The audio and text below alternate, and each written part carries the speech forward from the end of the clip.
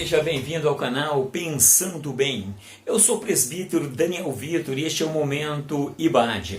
Nós estamos comentando os livros poéticos, hoje estamos no capítulo 4, falando sobre o livro de Jó, na unidade 1. O tema é a celebração da palavra, do louvor e da fé. Nós vamos ver aqui algumas reações de Jó por meio do seu conhecimento sobre Deus, a importância do conhecimento sobre Deus e também nós vamos ver que a fé baseada no Altíssimo, ela pode nos levar a uma adoração sincera e teologicamente profunda. A teologia de Jó. Jó tinha um conhecimento profundo sobre Deus. Nós vamos analisar na fala de Jó que em várias partes da sua fala, ele exaltando o Altíssimo, ele fala que Deus está acima de todas as coisas, que Deus tem o controle do sol, da lua, de todo o universo. Então nós vamos ver que no geral ele fala muito sobre o domínio do Altíssimo, demonstrando que ele tinha um grande conhecimento sobre o Altíssimo. Já na página 44, nós vamos ver que a vitória de Jó foi um resultado de 3 pilares. Foi exatamente baseado no conhecimento que Jó tinha sobre Deus, também na fé de Jó em Deus, a fé que Jó tinha em Deus, e por fim, a adoração sincera que Jó ele elevava a Deus. Então esses são os 3 pilares que foram a base da vitória de Jó. Nós vamos ver que Jó, ele fala que o Todo-Poderoso é incompreensível, inatingível, inalcançável, inacessível. Então ele mostra que Jeová ele não pode ser manipulado nem dirigido por ninguém. Toda essa fala de Jó demonstra que ele tinha um conhecimento de Deus e que ele sabia que Deus estava no controle de todas as coisas. Nós vamos ver que ele fala que é impossível mudar a decisão de Deus. Ele acreditava realmente que Deus estava no controle de todas as coisas. Ele não compreendia como, ele não compreendia o que estava acontecendo, mas de uma coisa ele tinha certeza: Deus estava no controle da situação. Já na página 45 nós vamos ver que se engana as pessoas que imaginam que Jó não conhecia a Deus. Nós já ouvimos, você o crítico já ouviu pessoas falar que Jó não tinha um conhecimento de Deus, mas diante de tudo que nós vimos aqui, nós cremos e acreditamos que Jó ele tinha sim um conhecimento profundo a respeito de Deus.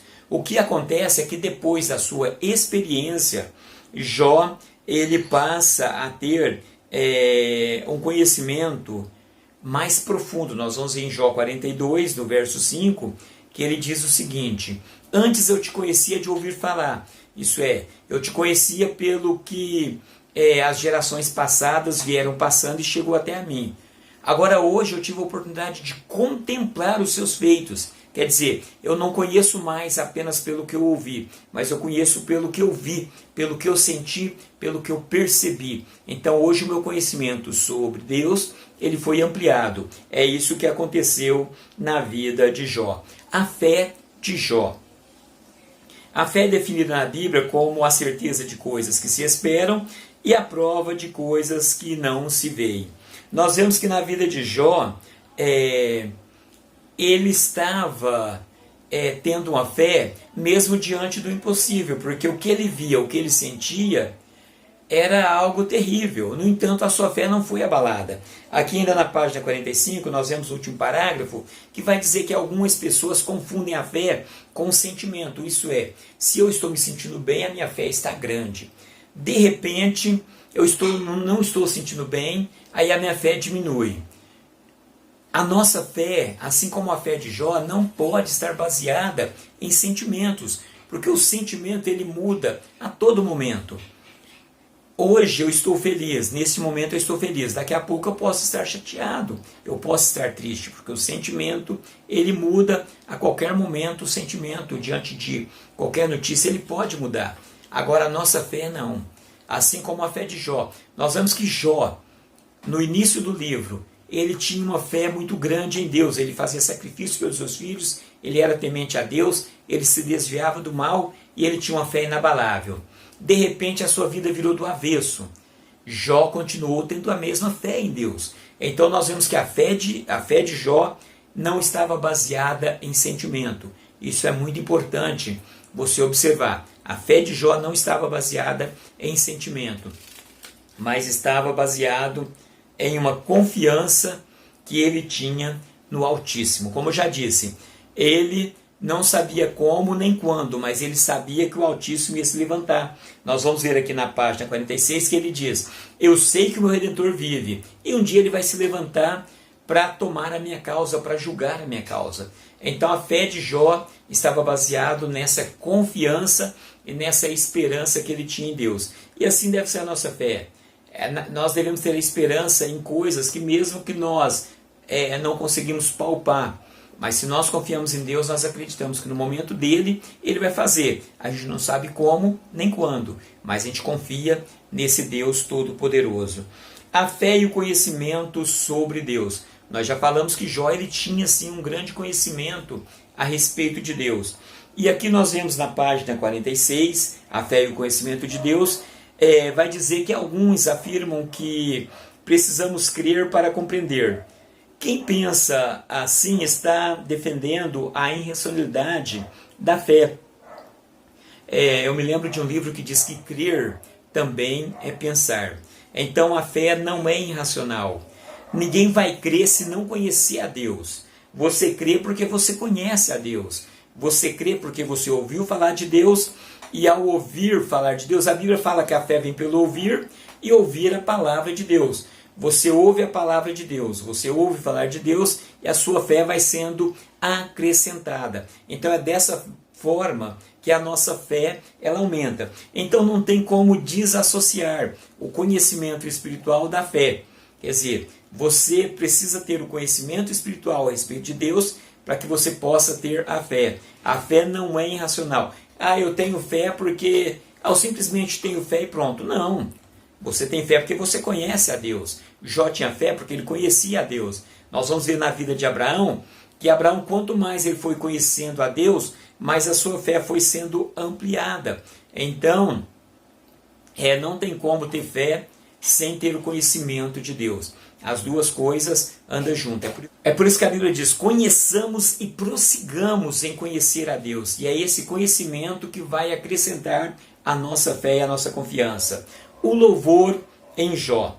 O capítulo 1 de Jó é como se fosse uma cortina que se abrisse num palco, pois ele se abre para apresentar no início do livro segredos que até aquela época não eram do conhecimento dos mortais e até hoje não o são de muitos cristãos.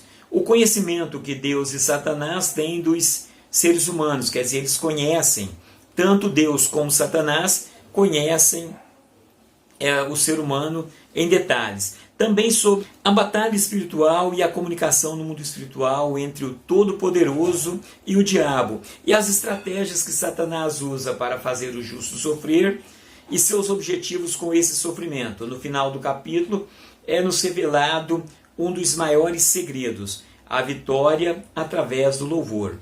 Nós não sabemos como que Jó aprendeu a louvar a Deus. Isso não é nos passado, nós sabemos que foi de geração a geração e chegou até ele o conhecimento. Mas o que nós sabemos é que Jó, em todos os momentos do seu livro, ele louva e ele adora a Deus, ele engrandece o nome de Deus. Então, nós sabemos que Jó, ele adorava a Deus com um louvor perfeito. E é interessante que esse louvor não era simplesmente no momento de bonança, como nós já dissemos. Era no momento do sofrimento que Jó continuava louvando a Deus. As fontes e os objetivos do louvor. Quais são as fontes e qual é o objetivo do louvor? Antes de Jesus subir ao céu, Jesus disse que o Espírito Santo desceria e o Espírito Santo ele engrandeceria o nome de Cristo e também o nome de Deus. Quer dizer, ele levaria os homens a adorar tanto a Cristo como a Deus, pois ele diz: ele me glorificará. Então o Espírito Santo ele nos impulsiona a adorar a Deus. Uma das fontes do louvor é o Espírito Santo, que nos impulsiona a louvar a Deus. E nós vemos que a outra fonte é a palavra de Deus, porque nela nós aprendemos que Deus gosta de ser louvado, de ser adorado. Então as duas fontes principais do louvor a Deus é o Espírito Santo e a palavra de Deus, que são as fontes. Então nós vemos que a adoração ela se baseia na essência de Deus, o que Ele é, e não naquilo que podemos receber dele. Isso aqui é muito importante quando nós falamos da verdadeira fonte da adoração, porque nós devemos adorar a Deus pelo que Ele é e não pelo que Ele faz. É um exemplo que Jó nos dá, porque Jó não adorou a Deus só simplesmente pelo que Deus tinha dado, porque quando ele perdeu tudo, ele continuou adorando a Deus. Então ele adorava a Deus pela sua essência. E a Bíblia Sagrada nos apresenta exatamente isso, que os objetivos do louvor são adorar, o engrandecer e o enaltecer a Deus. Então nós vemos que essa adoração ela não está baseada naquilo que nós recebemos de Deus, mas naquilo que nós reconhecemos em Deus, na nossa comunhão direta com Deus. A Bíblia nos leva a ter essa visão. A teologia do louvor. O louvor bibliocêntrico exalta a essência do Altíssimo, que nós acabamos de falar, quer dizer, quem Deus é e não o que Ele faz por nós. O louvor tem um conteúdo, nós estamos na página 48, diz que o louvor tem um conteúdo, uma teologia e deve expressar Deus. Então, nós vivemos hoje alguns cânticos, e outra coisa, às vezes a gente confunde muito o louvor com o cantar. O cantar é uma das formas de louvar a Deus, mas nós podemos louvar a Deus de várias maneiras. A forma que nós vivemos é uma forma de louvar e adorar a Deus. A forma que a gente fala, nós estamos louvando e adorando a Deus. Então existem várias formas. Se a pessoa olha para você e vê Deus em você, significa que você está adorando a Deus, porque a pessoa consegue ver Deus na sua vida. Então a adoração não é simplesmente através do cântico. Existem várias formas de adorar a Deus. Em toda a Bíblia Sagrada encontramos ações e características de Deus, as quais podem ser utilizadas em nosso louvor. Porém, o livro que mais nos auxilia nessa área é o livro de Salmos. Nós vamos ver que realmente o livro de Salmos ele engrandece a Deus de várias maneiras, em vários momentos. Nós vamos ver aqui, igual, por exemplo, Ele é bom, Ele nos fez povo seu, Ele é bom, o seu amor é eterno, a sua fidelidade não tem fim. É muito comum a gente ver essas frases nos Salmos. Então o Salmo, além de ser um livro de cânticos, um livro poético que nós vamos estar estudando já na sequência, ele é um livro que exalta a Deus de uma forma grandiosa. Então nós vemos aqui na página 49 que nós podemos observar nessas afirmações que o louvor de Jó e também o louvor em Salmos, ele nos mostra que o louvor deve ser teocêntrico, ou seja, deve girar em torno de Deus. E para que isso aconteça, é importante que nós valorizemos a atuação do Espírito Santo e também os ensinos da palavra de Deus, porque através da atuação do Espírito Santo e o conhecimento da palavra de Deus é que nós vamos exercer o verdadeiro louvor, nós vamos praticar um verdadeiro louvor. O louvor verdadeiro, nós vemos ainda na página 49, que ele tem como fonte a palavra de Deus e o Espírito Santo, como temos falado. Ele tem como teologia a mensagem do louvor, ela deve declarar os feitos e as grandezas de Deus, quer dizer, deve ter como base, e a mensagem deve ser essa. Nós vemos hoje os cânticos que nós falamos muitas das vezes, que são cantados nas nossas igrejas, que muitas das vezes exaltam muito mais a pessoa, entendeu? Você vai vencer, você vai alcançar, você vai prosperar, você, e Deus muitas das vezes não está nisso, mas o verdadeiro louvor nós vemos que ele tem por objetivo engrandecer o eterno. E quais são os objetivos principais? Enaltecer o Altíssimo, como eu acabei de dizer, apresentando as suas ações. Quer dizer, Deus faz, Deus está trabalhando. É dessa forma que nós podemos exercer e praticar o verdadeiro louvor. E por fim, o louvor em espírito e em verdade. Nós vemos que Deus, ele sempre, ele diz que não dá a sua glória a outro, então ele quer ser adorado. Mas esse louvor e adoração, como que deve ser? Nós vemos que Jesus Cristo, quando ele encontra a mulher samaritana, ela faz uma pergunta, e é um dos grandes ensinos sobre a verdadeira adoração. Por quê? Porque ela fala: Senhor, onde é que nós devemos adorar ao Senhor? É em Jerusalém, como diz os judeus? Ou é aqui no Monte Gerizim, como diz os samaritanos? Onde é que nós devemos adorar? E ali Jesus responde de uma forma simples e objetiva. Ele fala: aos verdadeiros adoradores vai chegar um tempo em que eles vão adorar o Pai em espírito e em verdade. E essa adoração não vai ser num lugar nem no outro. Essa adoração vai estar dentro de cada adorador. Então, a adoração em espírito e em verdade independe de onde você está, mas depende sim de que forma você está.